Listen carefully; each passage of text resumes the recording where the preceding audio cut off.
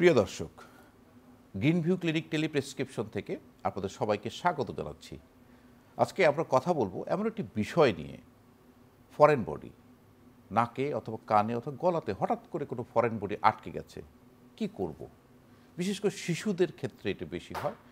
এই বিষয়ে আমরা আজকে পরামর্শ জানবো। আমাদের সাথে আছেন ডাক্তার নুরুল হুদা নাইম, তিনি অধ্যাপক এবং বিভাগীয় নাক কান গলা রোগ বিভাগ, Sylhet M A. Osmani medical college ও হাসপাতাল। ডাক্তার নাইম, আপনাকে স্বাগত আমাদের স্টুডিওতে। আপনাকে প্রথমে আমি যেমনটি বলছিলাম যে আসলে ফরেন বডি এটা তো আসলে শিশুদের ক্ষেত্রে বেশি হয়, যে কানে কিছু ঢুকিয়ে দিয়েছে, নাকে কিছু আটকে গেছে, অথবা গলাতে, শ্বাসনালীতে খাবার সময় বা এমনি যে কোনো জিনিস শিশুরা খেয়ে ফেললো। কি হয়, কি করতে হবে, একটু জানতে চাই আপনার কাছে। ধন্যবাদ আপনাকে। প্রিয় দর্শক, আসলে একটা গুরুত্বপূর্ণ বিষয়। আমরা প্রতিনিয়তই এটাতে আমরা মোটামুটি অভিজ্ঞতা আমাদের হচ্ছে যে বিশেষ করে বাচ্চারা, আপনি যেটা বলেছেন ঠিকই, যে বাচ্চারা খেলনার ছলে অনেক কিছু আমরা তাদের হাতে দেই, এবং অথবা তারা নিজেরাই ঘরের কোনো আশেপাশ থেকে কিছু পেয়ে ঘরে যে কোনো কিছু জায়গা থেকে তারা নাকে অথবা কানে ঢুকায় ফেলে, এবং তখনই কিন্তু আমাদের অনেক একটা বিড়ম্বনার সৃষ্টি হয়, কোথায় যাবে, কি করবে এটা নিয়ে। তো আমরা যদি ফরেন বডিটাকে আমরা দুই ভাগে ভাগ করতে পারি, একটা হচ্ছে অর্গানিক, একটা হচ্ছে ইনঅর্গানিক। অর্থাৎ আমরা যেটা বোঝাতে চাই যে কিছু ফরেন বডি আছে, যদি নাকে কানে ঢুকেও যায় আমরা এটাতে একটু সময় নিতে পারবো।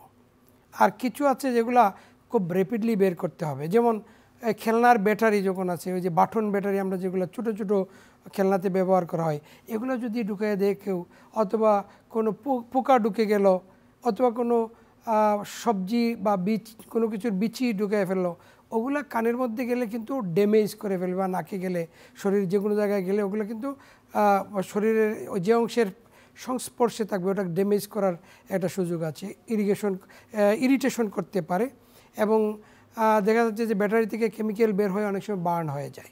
সুতরাং এইরকম ফরেন বডি থাকে, অর্থাৎ খেলনা ব্যাটারি অথবা ভেজিটেবল অথবা তার কোনো বিচি অথবা মানে কোনো পোকা, এরকম যদি কিছু ঢুকে নাক কানের মধ্যে, তখন কিন্তু আমরা খুব তাড়াতাড়ি বের করতে হবে, এখানে সময় নেওয়া যাবে না।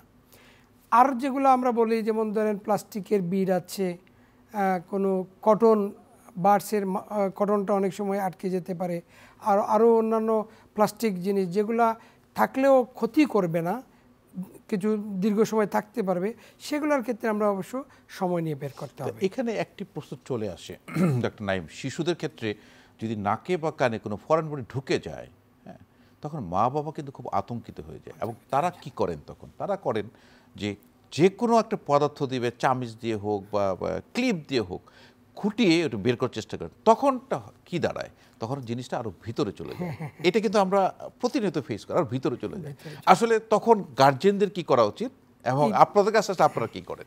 এটাই আসলে আজকের এই প্রোগ্রামে আমি বলতে পারি যে এটাই হলো আমাদের মূল মেসেজ, যে আসলে কানে অথবা নাকে কোনো ফরেন বডি ঢুকলে সেটা কিন্তু দেখা যায়। আমরা লাইট দিয়ে একটু যদি তার নাক উঁচু করে দেখি, তাহলে নাকের ভিতরে দেখা যাচ্ছে।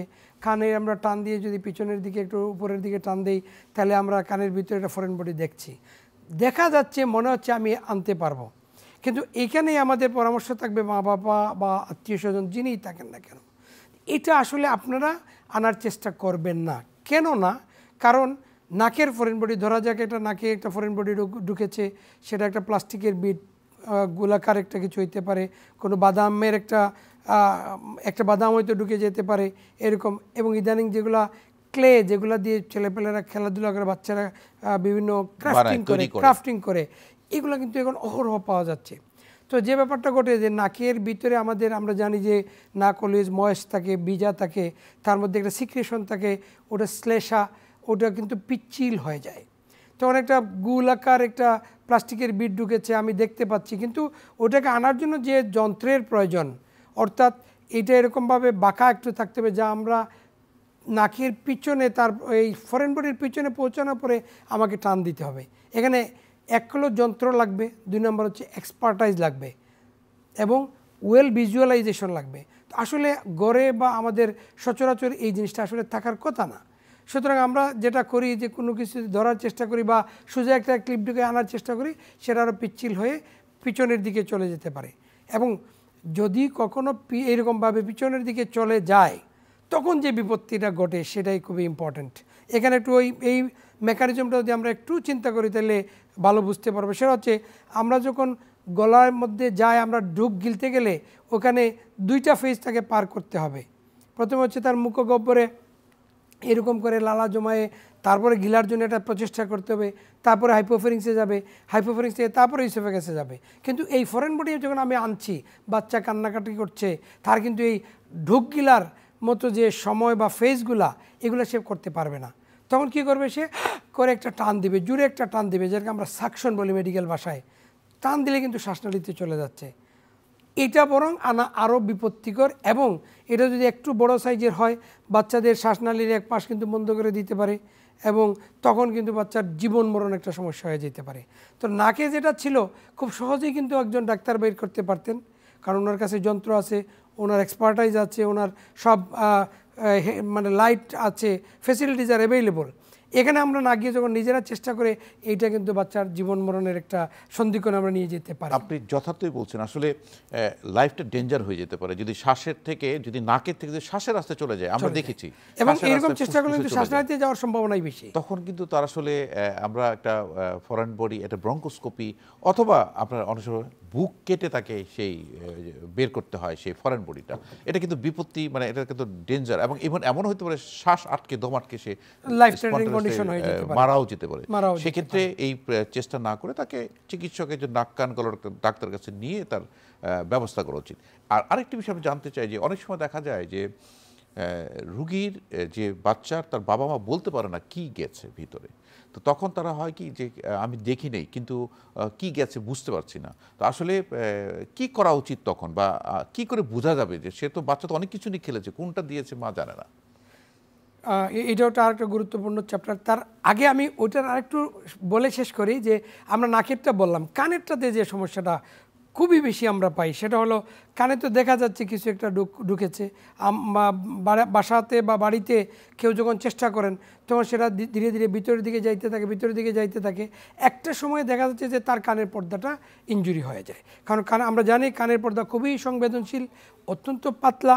যখন আমরা আরও প্রেশার দিতে থাকি, তখন কিন্তু কানের পর্দাটা ছিদ্র হয়ে যায়, এবং এই কানের পর্দা ছিদ্র মানে তার কিন্তু একটা পার্মানেন্ট সমস্যা হয়ে যাচ্ছে।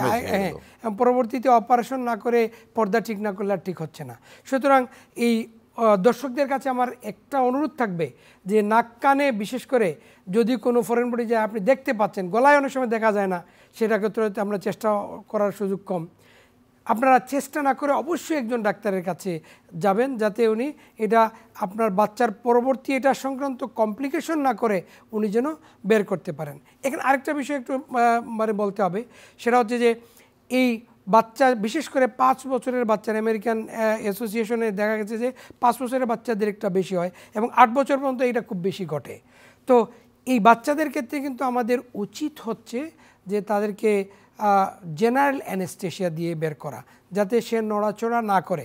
কারণ ইনস্ট্রুমেন্টেশন করার সময়ে হঠাৎ করে সে তো বাচ্চা কখনোই মানে বসে থাকবে না, তাকে তো আসলে বসানো যাবেও না।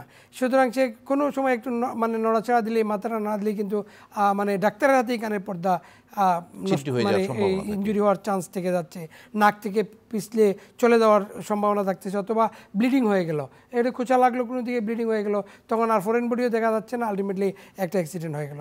সুতরাং এখানে গার্জিয়ানরা আমরা যেটা দেখেছি, ওনারা কিন্তু মানে অ্যানেস্থেশিয়া দিতে লাগে, রাজি হতে চান না। কিন্তু এখানে 4-5 মিনিটের জন্য বাচ্চাটাকে আমাদের নিস্তেজ পাওয়া প্রয়োজন, অর্থাৎ তার পুরা জ্ঞান না গেলেও সে নড়াচড়া করতে পারবে না, এরকম আমরা অ্যানেস্থেশিয়ার ডাক্তার এনে ওনাকে দিয়ে আমরা এটা করাই, যাতে সেফ থাকে, এবং এটা বরং সেফ। আর নাকের ফরেন বডির ক্ষেত্রে অনেক সময় যদি ছোটো বাচ্চা হয়, বা কানেরও ফরেন বডি ছোটো বাচ্চা হয়, তাকে আমরা খুব জোর করে যদি কেউ ধরে রাখতে পারেন, পা একটা ধরার সিস্টেম আছে, ওইভাবে করলে সে অর্থাৎ নড়তে পারলো না কিন্তু কান্নাকাটি করবে, সেই ক্ষেত্রে হয়তো বের তারপরে করে এটা দিতে একটু পারে। ঝুঁকির এটা মধ্যে এটা থেকে একটা যায়, কারণ মেন্টাল হচ্ছে ট্রমা। যে বাবা মা থাকবে পাশে, সে বাবা মা তার কান্নাটা সহ্য করতে সহ্য পারবে করতে পারবে না, না। দেখা গেল যে এটা আসলে একটা বিপত্তি হবে। এবং এটা mental anesthesia- trauma, mental trauma. Doctor Naim, anaesthesia তো অনেক প্রকারভেদ আছে, যে হালকা অ্যানেস্থেসিয়া দেওয়া, ভারী অ্যানেস্থেসিয়া জি, দেওয়া। জি। সেক্ষেত্রে তো আমার মনে হয় যে ফরেন বডির জন্য খুব হালকা হালকা অল্প হালকা সময়ের জন্য অ্যানেস্থেসিয়া, একটা জাস্ট আমরা anesthesia। 2 থেকে 5 মিনিটের জন্য তাকে একটু মানে ঘুম পাড়ানোর মতো, ডিপ ঘুম, ডিপ ঘুম আলটিমেটলি টোটাল অ্যানেস্থেসিয়া না, ডিপ ঘুম আমরা এর থেকে বের করে দিয়ে নাক কানের কীগুলো আমরা বের করে দিতে পারি। যে প্রশ্নটা আপনি আগে করেছিলেন যে বাচ্চা কি মানে কোন ঢুকিয়েছে, ফরেন বডিটা গিয়েছে সেই এটা মা বাবা বলতে পারে সেই না। ক্ষেত্রে হচ্ছে গলার ফরেন বডিটা বেশি, কারণ কান নাক কানে তো দেখা যাচ্ছে, গলার ফরেন বডিটাতে আমরা বিপত্তিতে পড়ি। সে কি খেলো না খেলো এটা নিয়ে অনেকেই 2-3টা জিনিস হয়তো ছিল, তার মধ্যে কোনটা ঢুকিয়েছে। অনেক সময় আছে মারা দেখা যায় যে আঙ্গুল দিয়ে হয়তো একটা আনছেন আরও তার মধ্যে রয়ে গিয়েছে এইরকম। তো এই ক্ষেত্রে আমাদের সবচেয়ে উত্তম পন্থা হচ্ছে যে আমরা যদি এক্সরে করে ওটা যদি মানে ধাতব হয়, যেটা এক্সরেতে রেডিও অপেক, সেই ক্ষেত্রে আসবে। আর যেটা রেডিওলুসেন্ট সেটা হয়তো আসবে না। সেই ক্ষেত্রে আমাদের এই অ্যান্ডোস্কোপিক সাহায্য নিতে হবে। অ্যান্ডোস্কোপি দিয়ে আমরা দেখব যে তার ইসোফেগাস বা শ্বাসনালীতে যায় কিনা। এমনও আমরা পাই মাঝে মাঝে যে বাচ্চা খুব কাশতেছে কিন্তু তার আসলে কোনো জ্বর নাই বা এরকম কোনো কিছু নাই, কোনো অ্যালার্জি নাই, কিছু নাই, কিন্তু অনেক সময় দেখা যাচ্ছে যে 6 মাস পরেও সেটা আসতেছে। সেই ক্ষেত্রে বিশেষ করে শিশু বিশেষজ্ঞ আমাদের কলিগ যারা আছেন ওনারা পান এবং ওনারা একটা এক্সরে করান।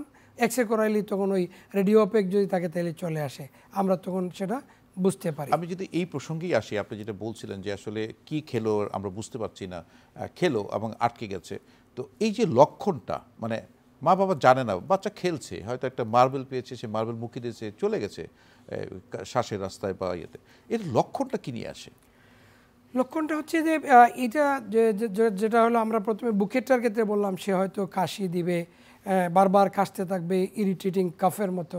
খাদ্যনালীতে গেলে তখন সে হয়তো দেখা গেল যে বড় কিছু গেলে ঢুক গিলতে পারছে না, তার লালা গড়ায় পড়তেছে, অথবা লালা গড়াচ্ছে না কিন্তু সে গিলতে চাচ্ছে না, খাবারে অনীহা করছে, এরকম ক্ষেত্রে তখন একটা সন্দেহ জাগে। এবং বিশেষ করে ওই যে কয়েন যেগুলো আছে, এই কয়েনগুলো কিন্তু বাচ্চারা গিলে ফেলে অনেক সময়। সুতরাং বাচ্চাদের হাতে কিন্তু আমার পরামর্শ থাকবে যে বাচ্চাদের হাতে খেলাধুলা করার জন্য আমরা এমন কিছু জিনিস দিব যেগুলা তার নাকের ছিদ্র কানের ছিদ্রের চেয়ে বড়, সে চাইলেও এখানে ঢুকাইতে পারবে না।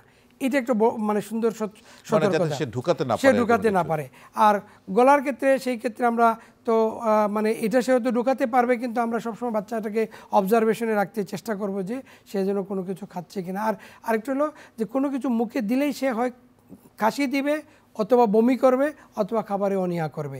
এরকম সিস্টেম যখন হবে তখন মা বাবারা আমাদের কাছে ধারণা করতে পারি। আরেকটা জিনিস আমরা দেখেছি যে আমাদের জাতীয় বক্ষব্যাধি হাসপাতালে থোরাসিক সার্জারিতে আমরা দেখেছি এরকম শিশুরা ফরেন বডি খেয়ে আসে, যেটা ফুসফুসে চলে যায়। তো আমরা তখন দেখি সে হা করে শ্বাস পেলে, দম ফেলতে পারছে না, হা করে শ্বাস পেলে, হয়তো শ্বাসের রাস্তাতে আটকে গেছে, শ্বাস ফেলছে এবং একটা শব্দের মতো হয়, যেটা আমরা স্ট্রাইডারের মতো একটা শব্দ হয়, ফাঁস ফাঁসের শব্দ হয়। তখন কিছু একটা সুস্থ মানুষ, সুস্থ শিশু, সবল শিশু খেলছে, হঠাৎ করে তার একটা শব্দ হচ্ছে, তখন কিন্তু একটা ইমার্জেন্সি হিসেবে তাকে ডক্টরকে আনতে হয়।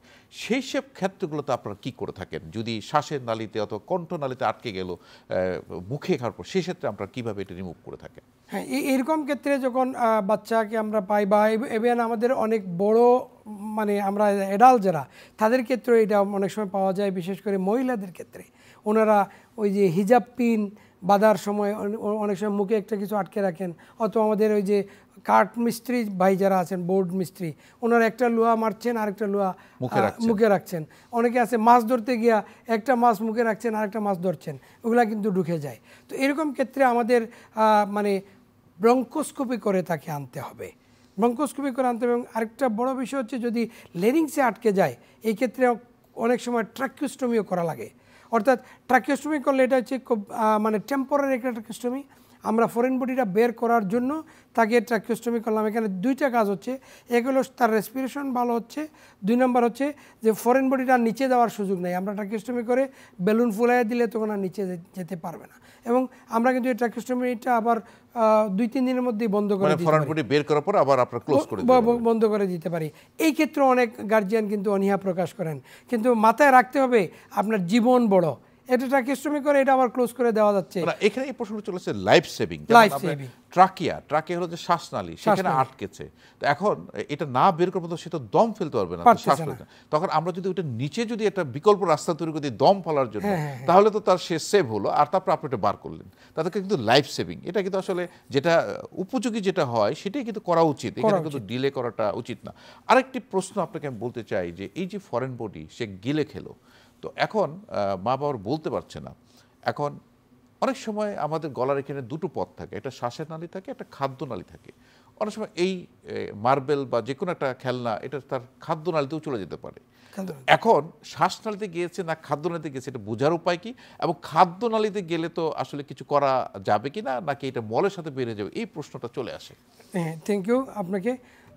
তো আমরা আগের প্রসঙ্গে একটু আমি সাপ্লিমেন্ট করি, সেটা হচ্ছে আমার জুনিয়র ডাক্তারদের প্রতি আমার একটা পরামর্শ থাকবে, যদি আমরা কখনো এরকম শ্বাসনালীতে আটকে যাওয়া ফরেন বডি বের করার জন্য ট্রাকিওস্টমি করি, এই ট্রাকিওস্টমিটা যেন আমরা খুব একদম তড়িঘড়ি করে বন্ধ না করি।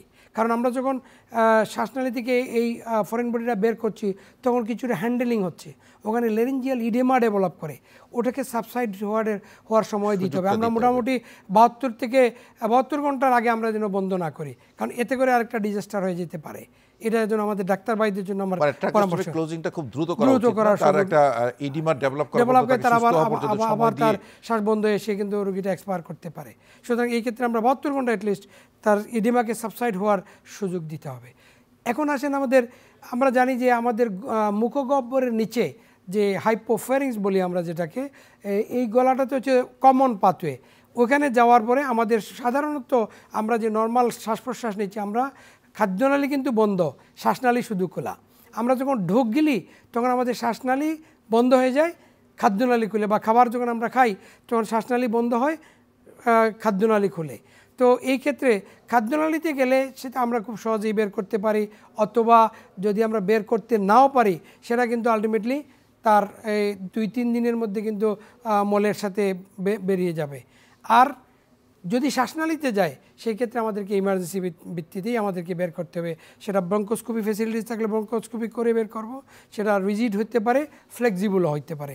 আপনারা তো বক্ষবিতে ফ্লেক্সিবল করেন, অনেক আগে বিভিন্ন জায়গা থেকে কিন্তু পাঠানো হয়েছে, এখন ইদানিং আমাদের ইএনটি সার্জনরা অনেকেই ব্রঙ্কোস্কোপি করেন আমাদের এখানে।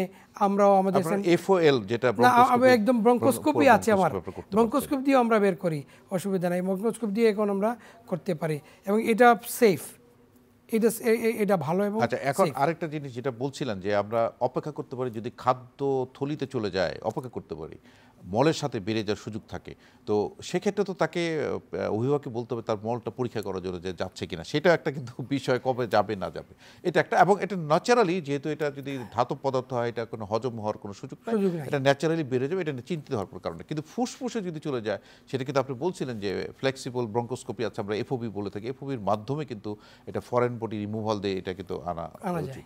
আরেকটি বিষয় আমরা জানতে, কানের বিষয়ে যদি আমরা আসি, আমাদের একটা অভ্যাস কিন্তু আছে প্রায় প্রতিটা ঘরেই, যে কটন বাড দিয়ে আমরা কানটা খুঁচাই, কানের ময়লা পরিষ্কার বের করার চেষ্টা করি, এবং সেখানে যে কটনের যে মাথাটা সেটা কিন্তু রয়ে যায়, এটা কিন্তু আমরা খুব মানে তো সেই ক্ষেত্রে কি করা উচিত? এখানে আসলে খুব হাস্যকর একটা অভিজ্ঞতা আমার প্রায়ই হয়, সেটা হচ্ছে যে কটন বাড দিয়ে আমরা অনেকে যখন কান পরিষ্কার করেন বা কান চুলকান, তখন দেখা যাচ্ছে যে কটন বাডটা আটকে কানের মধ্যে থেকে যেতে পারে। তখন এটা আনা খুব সহজ, সেটা আমরা আমাদের একটা ফোরসেপ আছে, ক্রোকোডাইল ফোরসেপ, ওটা দিয়ে ধরে আমরা খুব সহজে আনতে পারি। কিন্তু বিপত্তি ঘটে আরেক জায়গায়, হয়তো এই যে কটন বাড দিয়ে কটন যখন বাডসটা আটকে গেছে বা আটকে যায় নাই, উনি যখন সামনে আনছেন তখন দেখা যাচ্ছে যে বাড কটনটা নাই, শুধু ওনার কাঠিটা আছে। তো সেই ক্ষেত্রে আবার কান পরীক্ষা করে আমরা দেখতেছি যে ওনার কোনো কটন নাই, এইখানে রোগীকে বোঝানো আমাদের খুব কঠিন হয়ে যায়। কিন্তু এখানে একটা কথা হচ্ছে যে উনি বের করার সময় ঠিক পড়ে গেছে হয়তো নিচে, উনি খেয়াল করেন নাই, পড়ে গিয়েছে নিচে, এবং তখন সামনে কাঠিটা যারা আনছেন এটা শুধু কটন ছাড়া দেখা যায়। তো এই ক্ষেত্রে দর্শকদের আমি বলবো, আমাদের অনেক ইএনটি ডাক্তারেরই এখন কিন্তু এন্ডোস্কোপ আছে, ওনারা ক্যামেরা দিয়ে ওটা ভিতর দেখাতে পারেন। কিন্তু বিপত্তি ঘটে জেনারেল পাবলিক যখন এইটা দেখেন যে কানের পর্দা কিন্তু পার্লি হোয়াইট, অনেকটা কটনের মতো সাদা হোয়াইট চকচকে, ওনারা কিন্তু এটা দেখে বলেন যে মানে কটন আছে। কটনটা ভিতরে আছে। এবং এমনও নজির আমার কাছে আছে যে আমরা রুগীরা পেয়েছি যে ওনারা এই কটন মনে করে আনতে আনতে কানের পর্দাটাই টেনে নিয়ে আসছেন। তো এইটা কিন্তু একটা মানে এটা ডেঞ্জারাস। dangerous, এটা আসলে হওয়া উচিত না, তাকে একটু অবজার্ভ করা দরকার, ফলো আপ করা দরকার। আরেকটি বিষয়, এটা আমাদের দেশে কমন হয়, তেলাপোকা মানে কানের ভিতর ঢুকে যাচ্ছে, অথবা যে কোনো পোকা কানের ভিতর ঢুকে যাচ্ছে, আর ভিতরে ফর ফর ফর ফর সবচেয়ে লাইভ তেলাপোকা, সেই ক্ষেত্রে আপনারা কি করেন? সেক্ষেত্রে আসলে দর্শকদের জন্য আমার যে পরামর্শ থাকবে সেটা হলো লাইভ ফরেন বডি মানে হচ্ছে এটাকে প্রথমে আপনাকে কিল করতে হবে, মারতে হবে, এটাকে মারতে হবে, মরার পরে তারপরে আমরা বের করব। কারণ একটা লাইভ ফরেন বডিকে যদি বা একটা তেলাপোকা ধরেন অথবা একটা অনেক কালো কালো পোকা আছে যাদের নখের মতো মানে পায়ের আঙ্গুলের কি আছে, ওদেরকে আপনি যদি জীবন্ত ধরে টানেন তাহলে সে স্ক্র্যাচিং করে কিন্তু ইনজুরি করে ফেলবে এবং এটা আনাও অনেক কষ্ট হয়ে যাবে। সেই ক্ষেত্রে জীবন্ত কোনো কিছু কানে ঢুকলে সেটাকে অবশ্যই আপনাকে মারতে হবে। এই মারার জন্য আমরা কি করব, অলিভ অয়েল, নারিকেল তেল, ঘরে যে তেলই আছে আপনি সেই তেল দিতে পারেন, অথবা এটা যদি না থাকে তাহলে একান্ত আশেপাশে কোনো কিছু না পাওয়া গেলে পানি দিয়ে হইলেও তাকে আগে মারতে হবে, সাফোকেশন করে তাকে মারতে হবে। মারার পরে আমরা তখন ফোরসেপ দিয়ে তখন তাকে মানে তার সবটুকু পার্ট যেন আমরা নিয়ে আসি। অনেক সময় আছে যে হয়তো কিছু পার্ট আনলাম, কিছু পার্ট রয়ে গেল, সেখান থেকে কিন্তু আবার কানে ইনফেকশন হয়।